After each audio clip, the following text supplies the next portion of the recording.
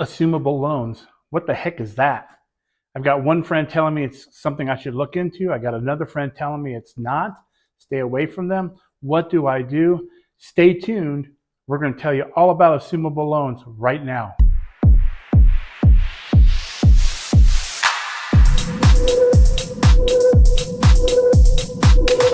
Hey guys, Walt Lauhe here with Valor Home Team, and we have Chris Hodges with American Pacific Mortgage.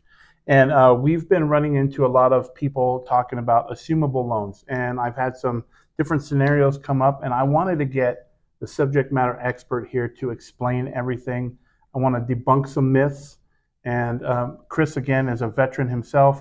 He's one of the top mortgage lenders here in the Colorado Springs, and he knows everything assumable loan. So let's just get started, Chris, have a conversation. So here's the scenario. I had somebody come into an open house and they wanted to use an assumable loan. Sure. I want to make sure that everybody out there knows what that actually means.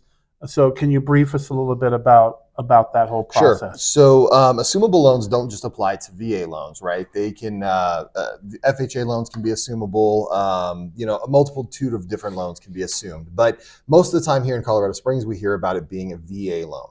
One of the big things that people don't understand, and let me just, explain. An assumable loan means that somebody coming in, the buyer, is assuming and taking over the loan of the seller. So in the situation where the seller is looking to sell their home, they've got orders, they're PCSing in this case, whatever it might be, they may be saying, look, we have a great rate. We bought when the rates were in the 3s or the 2s, and we'd like to be able to use that to entice a buyer to buy our home over maybe somebody else's.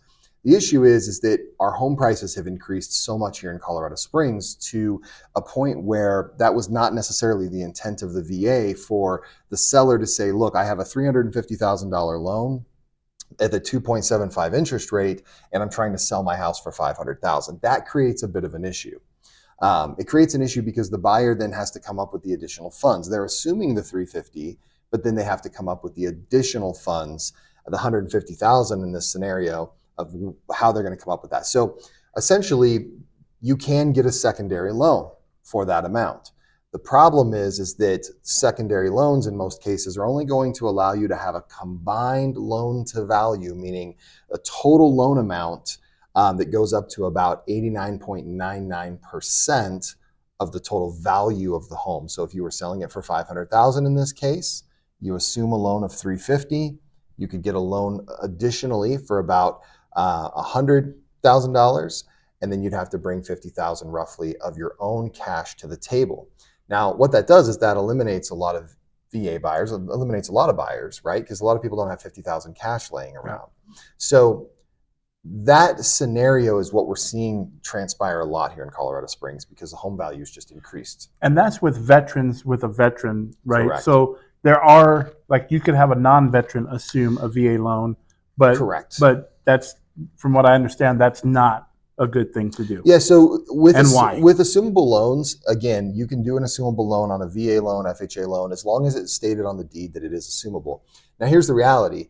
Anybody can assume a loan. So a non-veteran can assume a veteran's loan, a VA loan.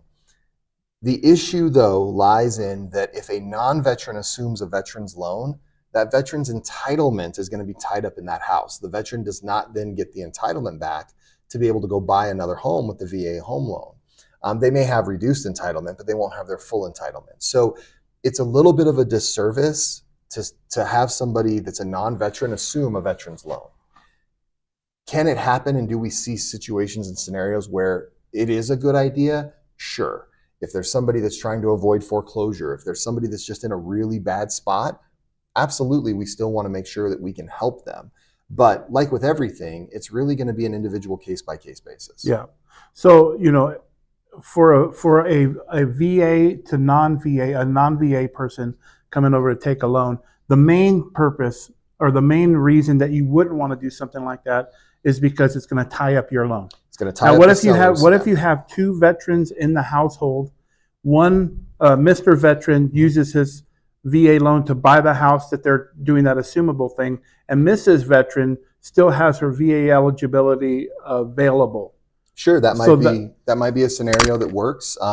If you have dual military spouses, dual veteran spouses that both have their full entitlement, if only one's entitlement was used on the house and they need to get out of it, sure, that might be a situation where you consider allowing somebody who's a non-veteran to assume. But again, these are case-by-case scenarios. yeah, no, I Yeah. get it. Now, if you are allowing a veteran to assume, so if it's a veteran to veteran assumption, your VA entitlement of the seller is not tied up because the new buyer has VA entitlement of their own, and that transfers over. So The only real big thing is you're going to have to come to the bank, come to the table with money. most likely, and again, this tool was designed to help the seller get out of trouble, right?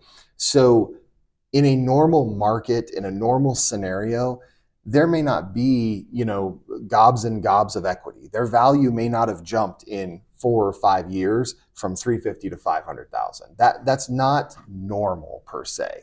So what we're seeing here in Colorado Springs is a little abnormal, and the VA assumability of the loan was not necessarily meant to make the seller $150,000. Got it. So what we are seeing, It was to help the veteran get out of trouble. correct. And They're so, about to go into foreclosure, short sale, something like that, correct. where they basically just need to walk away and not make a whole lot of money. Correct. Got it. So what you're seeing here with us marketing, or with people marketing that it's assumable but still wanting to sell their house for 150,000 more, is it doable? Yes.